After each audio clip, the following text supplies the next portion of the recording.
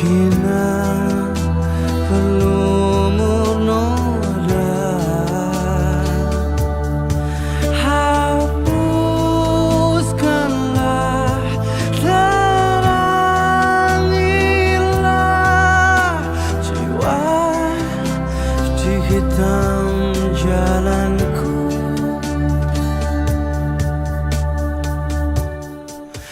Ampunkanlah aku, terimalah taubatku. Sesungguhnya Engkau Sang Maha Pengampun dosa.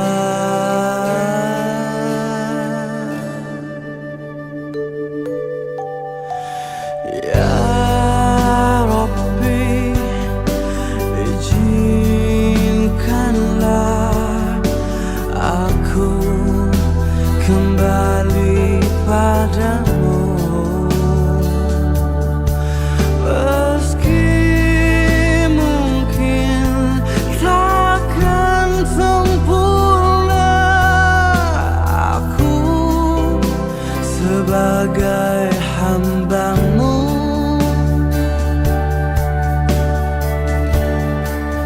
Ampunkanlah aku, terimalah taubatku. Sesungguhnya Engkau Sang Maha Pengampun dosa. Berikanlah aku kesempatan waktu. Aku ingin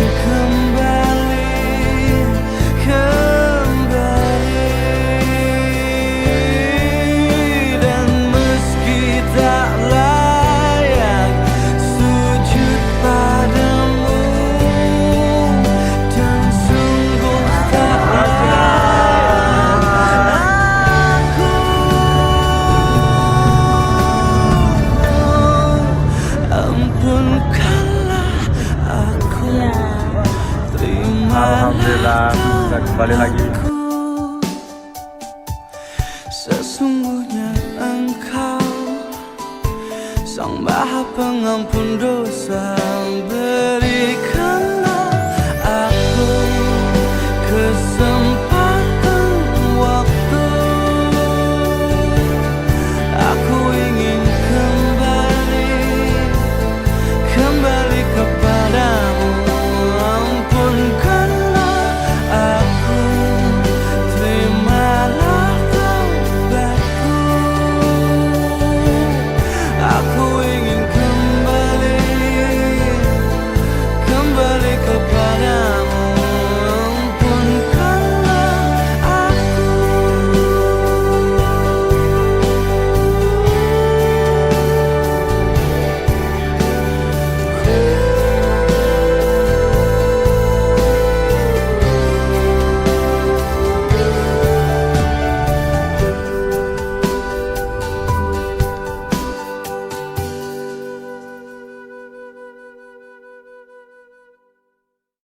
La ilaha illa anta ya hayyu ya qayyum. Subhanallah wa bihamdihi, subhanallahil adzim.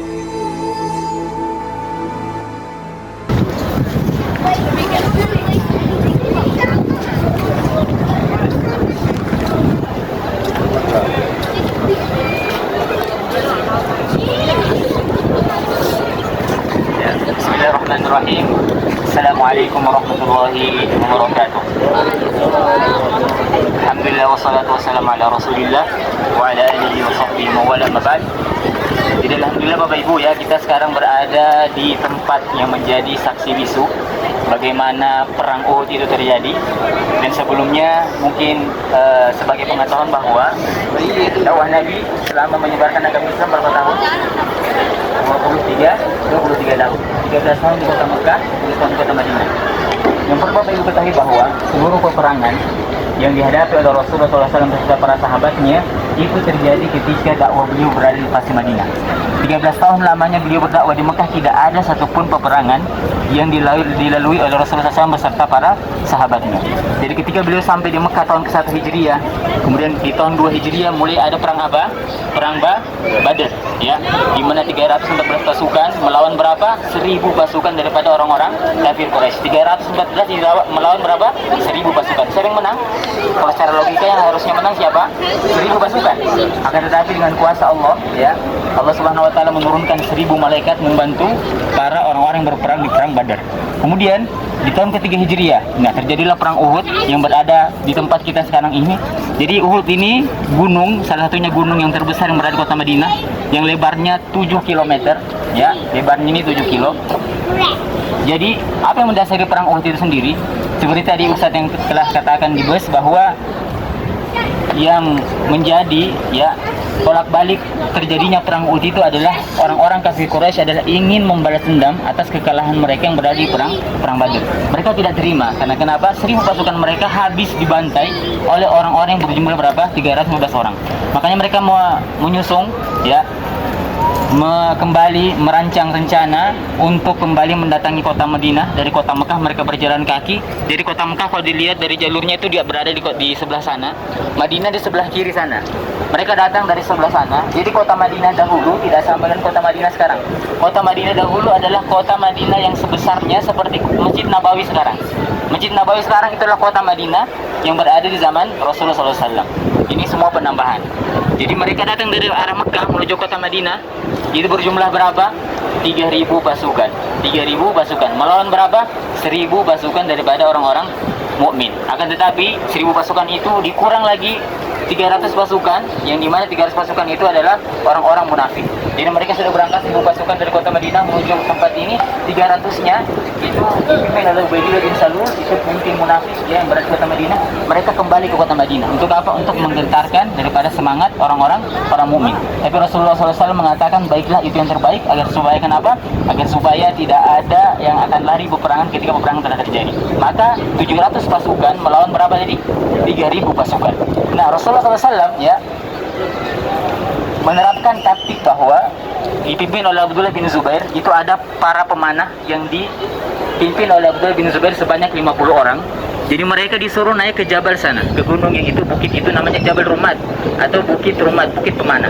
Jadi sebanyak 50 orang yang dipimpin oleh Abdullah bin Zubair, ya, menaiki gunung itu untuk kenapa? Agar supaya ketika orang-orang Mekah, orang kafir Mekah datang dari arah sana, mereka udah panah dari jauh. Jadi pemanah pada saat itu satu kali menembak panah itu bisa tiga, iya. Jadi sekali menembak 3. Bayangkan kalau 10 orang menembak berapa? 300. Ini 50 orang berarti berapa? 150 orang. Kata Nabi berpesan kepada orang-orang yang berada di atas sana, jangan sekalipun kalian turun apapun yang terjadi. Ingat, apapun yang terjadi, menang atau kalah, pesan Nabi kepada orang-orang yang berada di bukit pemanah sana, jangan sekali-kali turun. Kemudian peperangan terjadi, ya, di sini terjadi peperangan. Jadi memang sengaja Nabi SAW menaruh 50 orang di atas sana, dan seluruh pasukan sebanyak 650 orang itu berada di sebelah sini. Jadi peperangan terjadi di sini. Jadi ini sebelah kiri Bapak Ibu namanya perkuburan makam syuhada Uhud, orang-orang yang meninggal di peperangan Uhud. Di babak pertama peperangan itu dimenangkan oleh siapa? Dimenangkan oleh orang-orang mukmin, orang-orang Madinah, ya. Rasulullah SAW para sahabat memenangkan peperangan di babak pertama. Akan tetapi, ya, orang-orang yang berada di bukit ini menyelisih daripada perintah Nabi. Mereka melihat bahwa kita telah memenangkan peperangan, maka sebaiknya kita turun untuk mengambil harta rampasan perang. Makanya 50 orang dari 50 orang, 43 orang itu turun. Sisa 7 orang yang berada di atas bukit. Akhirnya kenapa? Pada saat itu Khalid bin Walid, jadi orang-orang kafir Quraisy dipimpin oleh siapa? Abu Sufyan. Dia sebelum masuk Islam, dia adalah pimpinan orang-orang kafir Quraisy yang berada di kota Mekah. Abu Sufyan yang menjadi pemimpin, kemudian Khalid bin Walid yang merupakan pasukan berkuda, ya, sebanyak 200 orang. Jadi dari 3.000 orang, 200 orang itu ditugasi untuk memacu kudanya dari kota Mekah menuju kota Madinah. Jadi dipimpin oleh Khalid bin Walid. Khalid bin Walid bersembunyi di bawah di balik bukit ini, di tempat parkir tadi itu yang saya tali itu adalah dari dulu tempat seperti itu. Dulu bahkan itu lebih jurang lagi. Jadi Khalid bin Walid bersembunyi di bawah situ, mengawasi kapan ada celah untuk menguasai daripada bukit Rumat ini. Jadi ketika mereka 43 orang turun mengambil harta rampasan perang, mengejar orang-orang kafir Quraisy yang udah lari terbirit-birit ya, karena di peperangan pertama itu dimenangkan oleh orang mukmin. Mereka mengejar orang kafir Quraisy yang berusaha lari. Kemudian orang-orang yang berada 43 orang ini turun juga mengambil harta rampasan perang. Khalid bin Walid sebagai orang-orang yang cerdas, yang sudah pandai dalam berpeperangan, dia melihat ada peluang untuk bisa menduduki Jabal Rumat ini atau Bukit Pemanah. Maka beliau memutari Jabal Rumat ini, Bukit Rumat ini, Bukit Pemanah, memutar dari belakang, kemudian 7 orang itu dibunuh. Kemudian beliau turun ke tempat perkuburan ini dari belakang. Kemudian beliau menembaki orang-orang mukmin yang berada yang sudah jauh daripada posko-posko mereka. Akhirnya kenapa? Orang-orang mukmin itu dihimpit oleh orang-orang kafir Quraisy. Diserang dari arah sana, diserang dari arah belakang. Dari arah depan diserang, dari arah belakang diserang oleh Khalid bin Walid. Akhirnya kenapa? Akhirnya Rasulullah SAW itu mundur, dipimpin oleh, jadi ada namanya Mus'ab bin Umair, orang yang dari perawakannya itu sangat mirip dengan Rasulullah, dari tingginya, putihnya. Jadi ketika dalam peperangan terjadi, Mus'ab bin Umair itu terbunuh. Kemudian salah satu orang Quraisy itu berteriak bahwa saya telah membunuh Rasulullah. Seketika itu Umar tersungkur, seakan tidak percaya. Akan tetapi sahabat yang lainnya mengatakan kepada Umar, wahai Umar, kalau Rasulullah telah wafat, maka mari kita susul beliau di surga. Dengan perkataan seperti itu, Umar kembali membara semangatnya. Kemudian terjadi peperangan. Akhirnya orang-orang mukmin, orang-orang Islam mundur sampai ke belakang sana, ke Jabal Uhud. Jadi dulunya ini belum ada peperangan, belum ada perumahan.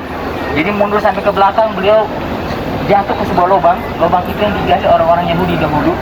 Jadi orang Yahudi yang sudah menempati kota Madinah ini, dia sempat jatuh di lubang. Kemudian ada orang kafir Quraisy menghantam pundak daripada Rasulullah. Akan tetapi kan perangainya itu dari besi. Akan tetapi kemudian dihantam lagi pipinya. Akhirnya di hantaman ketiga, perisai dari pada wajah Rasulullah SAW itu pecah dan memasuki gigi geraham dan jatuh gigi gerahamnya. Bayangkan bagaimana Rasulullah SAW menghadapi perang Uhud. Kemudian Abu Sufyan ya memburu daripada Rasulullah SAW yang bersembunyi di bibir daripada gua Uhud. Kemudian Rasulullah SAW, Abu Sufyan mengatakan, kami telah menang di peperangan ini. Kata Abu Sufyan, yang kalian kalahkan adalah bukan kami. Akan tetapi yang terbunuh, yang paling menyakitkan daripada Rasulullah SAW adalah siapa? Meninggalnya siapa? Pamannya Hamzah, ya, Hamzah bin Abdul Muttalib, merupakan paman Nabi SAW, yang dimana telah dijelaskan, ya, ada yang namanya Hindun, istri daripada Abu Sufyan, yang telah bersumpah, kalau saya akan membunuh Hamzah, kalau saya akan memakan jantung daripada Hamzah. Maka ketika peperangan telah terjadi, orang-orang mukmin 70 orang meninggal, Hamzah, Mus'ab bin Umair, Abdullah bin Zubair meninggal semua. Yang dicari oleh Hindun siapa? Dia cari jasadnya Hamzah. Dia cari jasadnya Hamzah, dia datangi, dia potong hidungnya, dia belah dadanya, dia ambil jantungnya, dia gigit jantungnya Hamzah, dia berusaha telan, akan tetapi tidak bisa ditelan. Untuk apa? Untuk menunaikan daripada sumpahnya. Karena kenapa? Di peperangan Badar, Utbah merupakan ayah daripada Hindun, kemudian Syahbah merupakan pamannya, kemudian Walid bin Utbah merupakan saudara kandungnya, itu meninggal dibunuh oleh Hamzah semua. Paman, bapak dan saudara laki-lakinya daripada Hindun, istri daripada Abu Sufyan, itu meninggal di perang Badar gara-gara siapa yang bunuh? Hamzah. Jadi makanya dia punya dendam yang sangat besar. Jadi hikmahnya apa, Bapak Ibu? Ya, peperangan terjadi dan kekalahan terjadi orang-orang mukmin disebabkan karena kenapa? Karena menyelisihi daripada perintah Rasulullah SAW. Makanya kata Allah, "Falyahdharil ladzina yukhalifuna an amrihi an tusibahum fitnatun aw yusibahum adzabun alim." Maka berhati-hatilah orang-orang, ya, yang menyelisih daripada pendapat Allah ataupun Rasulnya. An tusibahum fitnah, bisa saja dengan menyelisih pendapat itu, menyelisih perintah itu, Allah Subhanahu wa taala akan memberikan fitnah atau musibah, atau nanti di akhir kelak nanti akan kita mendapatkan apa? Azab yang sangat pedih. Kemudian pelajaran yang kedua apa, Bapak Ibu? Bahwa benar-benar, ya, Islam ini dibangun daripada dasar susah payah, ya, daripada musibah yang begitu besar. Mungkin musibah, Bapak Ibu, ya, musibah selama umroh misalnya, ataupun musibah yang terjadi ketika berada di tanah air, itu tidak seberapa dengan apa yang dialami oleh Rasul besar para sahabatnya. Bayangkan, Rasulullah SAW memiliki berapa anak? 7 anak. Abdullah, Ibrahim, Qasim, kemudian Ummu Kulsum, ya, kemudian ada Sofia. Itu semua meninggal ketika Rasulullah SAW masih hidup. Bayangkan, beliau masih hidup, anak-anaknya meninggal. Mungkin kalau kita, ya, kita menginginkan kita dulu meninggal ketimbang anak-anak kita, ya. Kita pasti tidak ingin melihat anak kita meninggal dan kita masih hidup. Tapi Rasulullah SAW diberikan cobaan apa? anaknya meninggal, istrinya yang paling tersayang Khadijah meninggal. Kemudian di peperangan Khalid, di peperangan ya, Hamzah Abdul Muthalib paman yang sangat beliau sayangi meninggal ya. Berapa kali musibah ujian yang beliau dapatkan ya selama beliau hidup. Jadi cobaan yang Bapak Ibu dapatkan ya selama melaksanakan ibadah umroh, selama nanti misalnya akan pulang ke tanah air, itu tidak seberapa dengan apa yang didapati oleh Rasulullah SAW. Jadi musibah yang kita dapatkan, Allah inginkan kepada kita apa? Sabar. Ya, karena Allah katakan wa ma asabakum min musibatin bima kasabat aydikum wa ya'fu an katsir. Apapun musibah yang menimpa kalian, apapun cobaan yang menimpa kalian, maka itu disebabkan karena kenapa? Karena tangan-tangan kalian sendiri, karena perbuatan kita sendiri. Makanya musibah yang kita dapatkan, kita harus apa? Introspeksi diri, muhasabah diri. Apa yang telah saya lakukan kemarin sehingga saya mendapatkan musibah seperti sekarang. Kemudian dikatakan dalam ayat yang lain, "Wa ma asabakum yawmal taqal jam'ani fa bi'idznillah wa liya'lamal mu'minin." Bahwa musibah yang didapatkan daripada orang mukmin itu maka Allah mengatakan kita beriman atau tidak. Allah katakan alif lam mim ahasiban nas wa yatraku ayyuhu amanna wa hum la yuftanun. Apakah kata Allah kami akan membiarkan orang-orang yang telah beriman itu tidak kami coba? Allah katakan apakah kami akan membiarkan orang-orang yang beriman itu dibiarkan seperti itu saja sebelum dicoba? Walaqad fatanna alladziina min qablihim, sesungguhnya kami telah menguji orang-orang sebelum kalian wahai orang-orang mukmin ya. Fala ya'lamanna Allahu alladziina shadaqu wa la ya'lamanna al-katsirin. Ya, untuk mengetahui siapa di antara kalian beriman dan siapa di antara kalian yang kafir. Siapa di antara orang yang terpercaya, siapa di antara kalian yang munafik. Jadi cobaan-cobaan yang Bapak Ibu hadapi ya perlu diketahui bahwa itu semua untuk apa? Untuk muhasabah diri.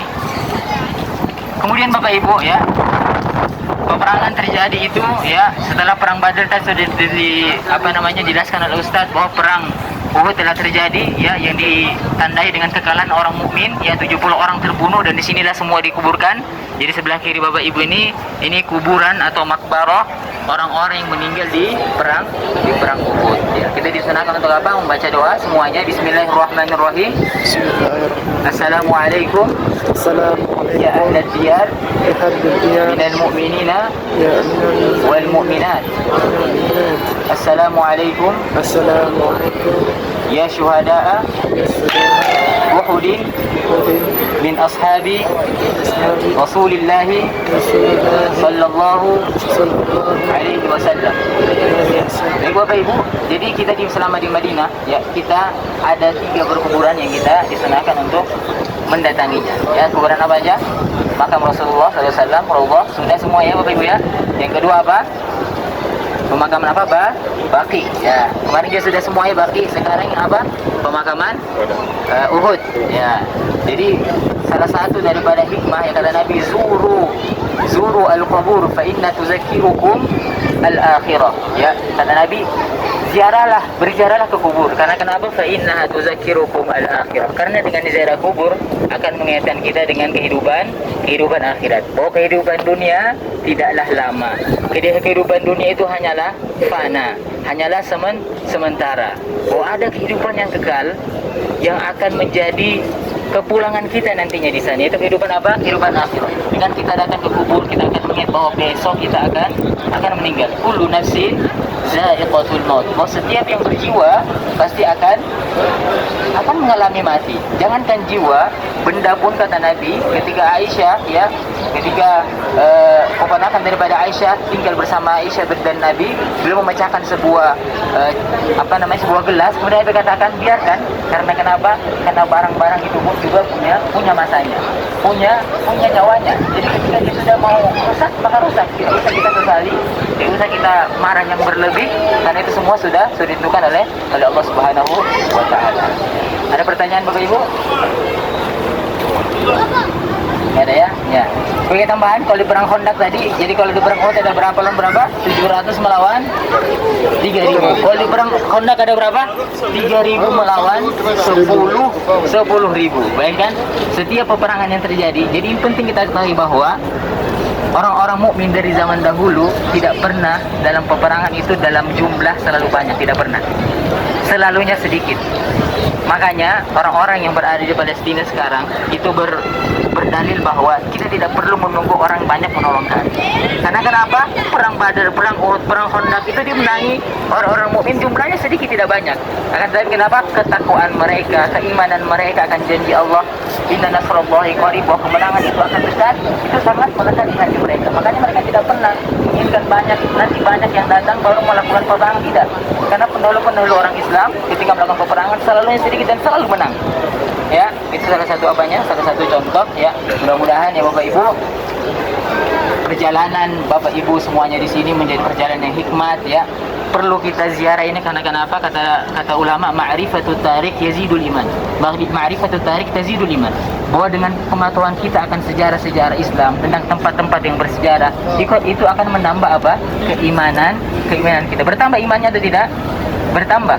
Kita akan kembali lebih mencintai daripada Rasulullah SAW.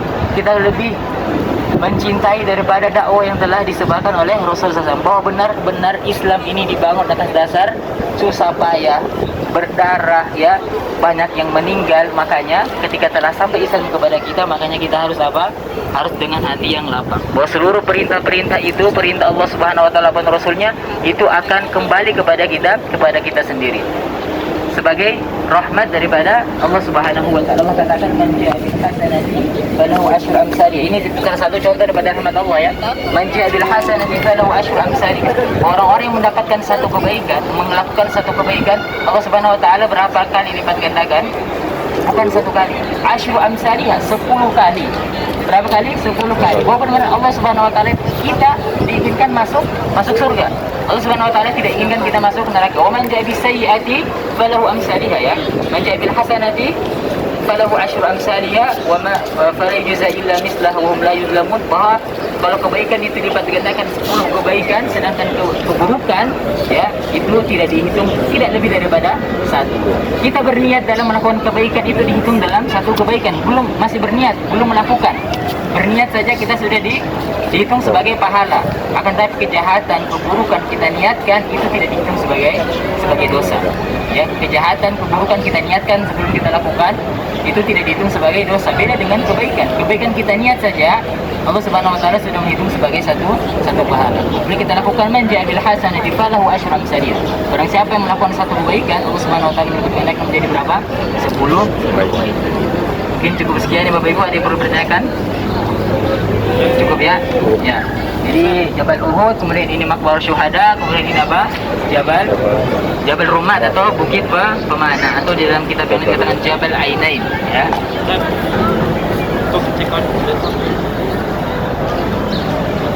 Check out besok. Jam berapa itu check out? Pagi, dini hari? Tidak, kita check out besok jam 3 Pak ya. Jam 3 subuh. Dari hotel kapan itu? Kalau di hotel itu akhir check out jam 12 biasanya. Jam 12 siang. Jadi barangnya dikeluarkan semua nanti jam habis subuh. Semua barang sudah berada di depan kamar masing-masing. Jadi yang mau packing dari malam hari ini, yang ada barang tambahannya, jadi habis subuh langsung dikeluarkan, karena nanti Vigo akan turunkan barangnya ke istiqbal atau ke resepsionis semuanya. Jam 9 sudah diturunkan semua. Nanti kita makan siang dulu semuanya, baru setelah itu sholat zuhur dan asar di jamak di Masjid Nabawi. Cara jamaknya sholat zuhur dulu bersama imam karena jamaah, setelah itu berdiri lagi lakukan 4 rakaat ya. Kita belum bisa jamak qasar karena Bapak Ibu belum melakukan keluar daripada perjalanan. Ketika sudah sampai, kita sudah keluar dari perjalanan, maka itu dibolehkan qasar 4-2 boleh, 2-2 boleh. Tapi kalau belum kita melakukan perjalanan, maka hukumnya dulu jamak aja 4. Jadi sholat dulu 4 rakaat, setelah imam salam kemudian berdiri lagi melakukan 4 rakaat sholat asar. Jadi mungkin nanti yang di Jeddah itu akan berhenti di Kornes Pak ya. Kita mungkin ya Kornes tempat belanja, situ kalau mau belanja boleh belanja lagi. Kalau masih kalau yang di Madinah nanti bareng saya mungkin di Madinah diantar ke bandara 30 menit oleh bandara. Jadi yang duluan berangkat itu yang di Jeddah ya, karena perjalanan 5 jam atau 6 jam, kemudian penerbangan juga lama jam 3 kan. Kalau Bapak Ibu berangkat jam 2 atau jam 3, maka sampai di bandara jam 8 atau jam 9 Malam. Di Madinah nanti kan berangkat jam 9 ya. Ya, 9 malam ya? 9 malam. Berarti yang di profil itu letak dulu ya? 4 orang aja ya kan yang di profil. 3 kamar. 2 kamar. Sekali lagi. Waktu berputar rembulan dan matahari